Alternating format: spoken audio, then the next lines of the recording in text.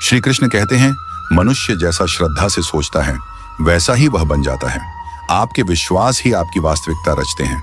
यदि आप खुद को निर्बल मानेंगे तो आप वैसे ही बनेंगे, लेकिन यदि आप आत्मविश्वास से भर जाएं तो जीवन बदल सकता है।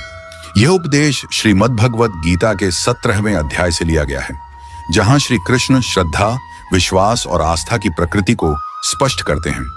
यह उपदेश केवल धार्मिक संदर्भ तक सीमित नहीं है, यह पूरे जीवन को प्रभावित करने वाला गहरा मनोवैज्ञानिक और आध्यात्मिक सत्य है।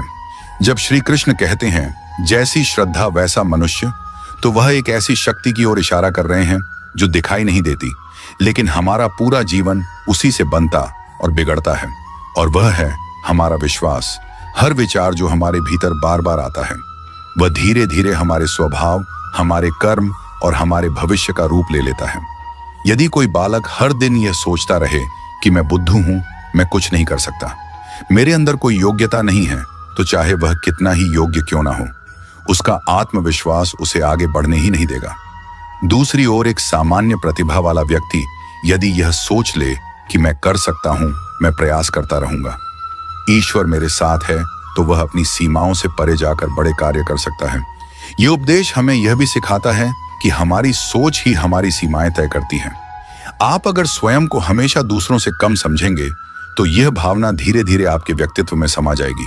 आप अपने भीतर जो भी विश्वास बोते हैं वही आपकी आदत बनते हैं, और वही आदतें आपको या तो ऊपर उठाती हैं या नीचे गिरा देती हैं।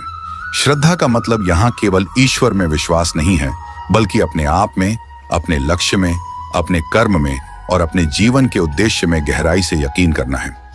जैसे किसान बीज बोकर उसे समय देता है, विश्वास करता है कि एक दिन वह फल देगा, वैसे ही हम जब अपने भीतर आत्मविश्वास और सकारात्मक विचार बोते हैं तो वह धीरे धीरे हमारे जीवन को फलदायी बना देते हैं। यह उपदेश इस बात को भी दर्शाता है कि बाहरी परिस्थितियां उतनी महत्वपूर्ण नहीं होती जितना कि हमारी अंदर की सोच।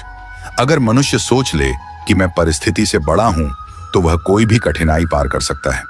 लेकिन यदि वह सोचने लगे कि मेरे पास कुछ नहीं है, मैं अकेला हूं, मैं हार चुका हूं, तो परिस्थिति चाहे कितनी भी अच्छी क्यों ना हो, वह आगे नहीं बढ़ पाएगा।